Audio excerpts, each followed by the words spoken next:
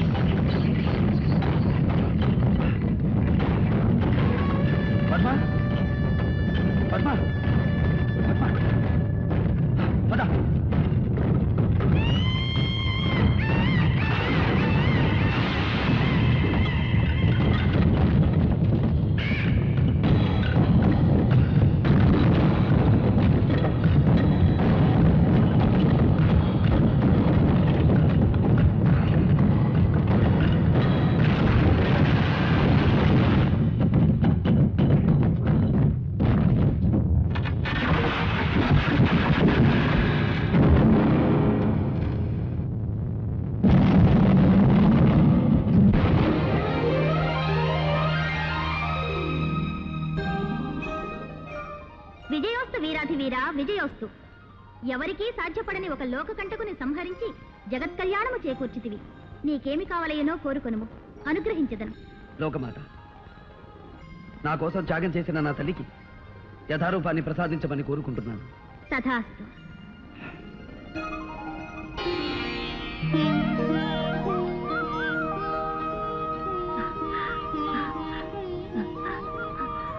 అమ్మా, భేష్ విజయ్ కుమార, భేష్.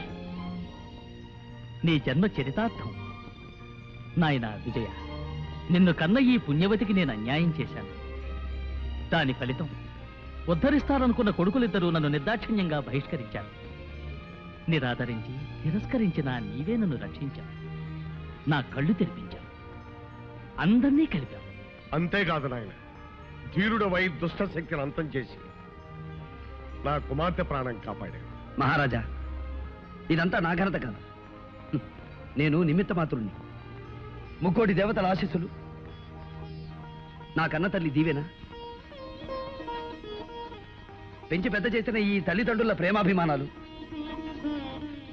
మా కోన ప్రజల సహాయ సహకారాలు నాకు లభించి ఉండకపోతే ఏది సాధ్యమయ్యేది కాదు. ఆహా, నీ వినయ విధేయతలు కడు శ్లాఘనీయం. సామాన్య ప్రజల కష్ట సుఖాలను విచారిస్తూ పరిపాలించే నీలాంటి ఆదర్శమూర్తి ఉన్నంతకాలం దేశం సుభిక్షంగా ఆనందభరితంగా ఉంటుంది. ఇటియా ఇటియా ఇటియా నన్ను వదిలేసి వచ్చేసినావేంటో. అయ్యా, అందరు ఇక్కడే ఉన్నారా? అమ్మా, గోడ దూకి వచ్చేసా. చంద్రప్రభ మహారాజా, నా కుమార్తె పద్మావతీ దేవిని మీ కుమారుడు విజయ్ చంద్ర ప్రతాపునకిచ్చి త్వరలో వివాహం జరిపించమని కోరుతున్నాను. అమ్మా, నాకు పెద్ద బాధ తప్పిందో. ఏమిటది? ఇక మీద మనం కోట గోడ దూకి రానక్కర్లేదు, ఖర్చాగా రావచ్చా. ఇదెట్టా, ఇదెట్టా.